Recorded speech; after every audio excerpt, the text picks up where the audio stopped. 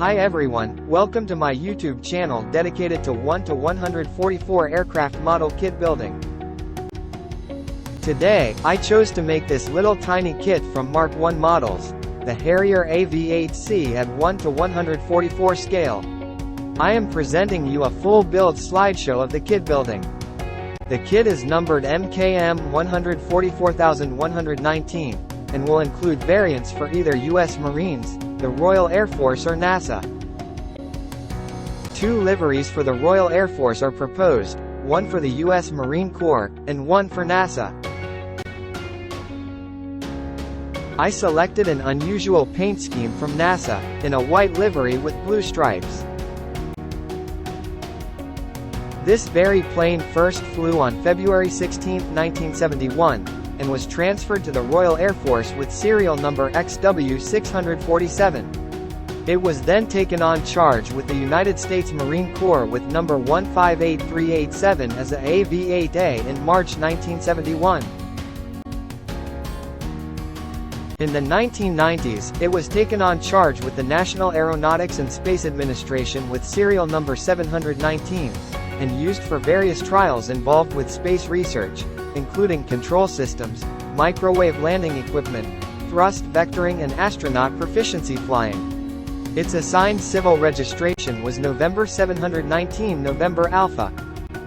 The plane was then retired from service in the end of 1997 and put on display. It was removed from display in 2009 and repainted in its original USMC livery. The plane is nowadays displayed at the Flying Leatherneck Aviation Museum, San Diego, California.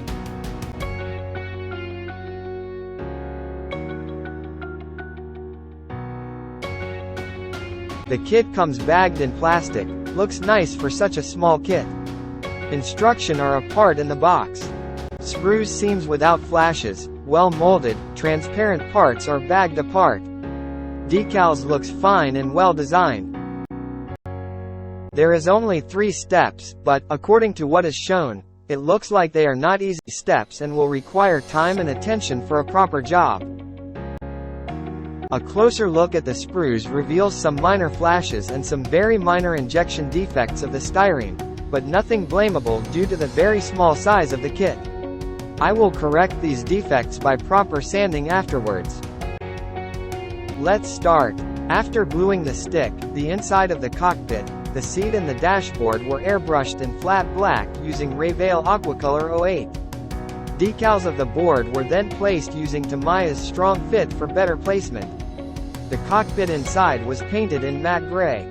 The seat was then painted in sand color, and the blades of the engine in aluminum. I also dry brushed cockpit, seat and inside board and panels edges in aluminum for eldering. After 2 days of paint drying, I glued the engine intake inside the fuselage.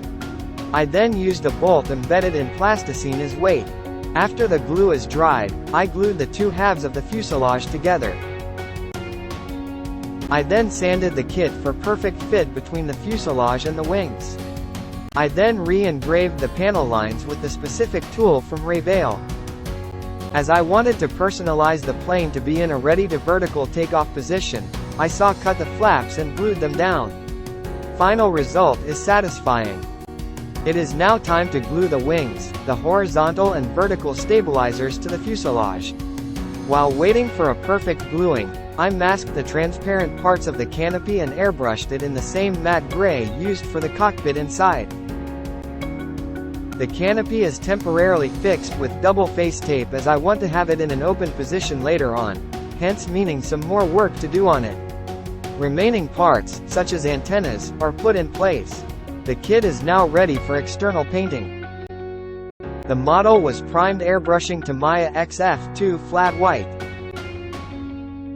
When the primer was dried, I underlined the panel lines in flat black, Aquacolor 08. The kit was then fully airbrushed in glossy white, Aquacolor 04.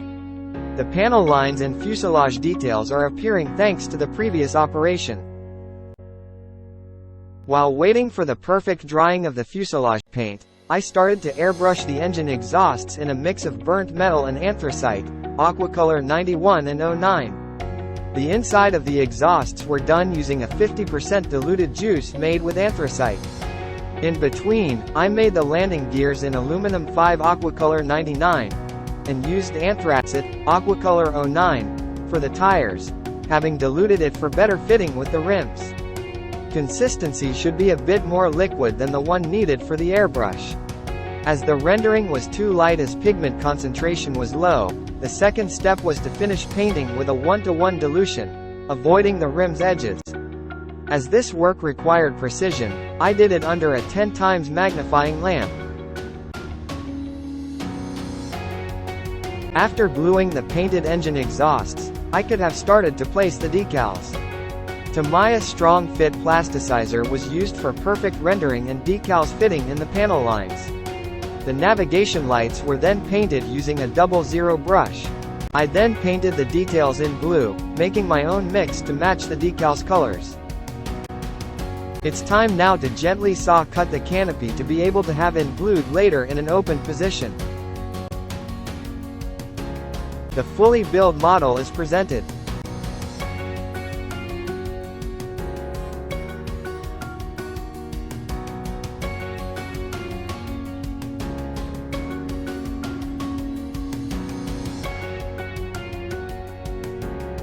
The fully built model is presented along with a 1 Turkish lira coin for size comparison.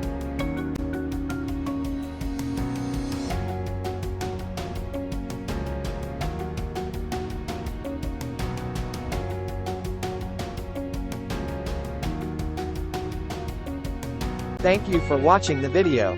If you liked it, please don't forget to like or subscribe.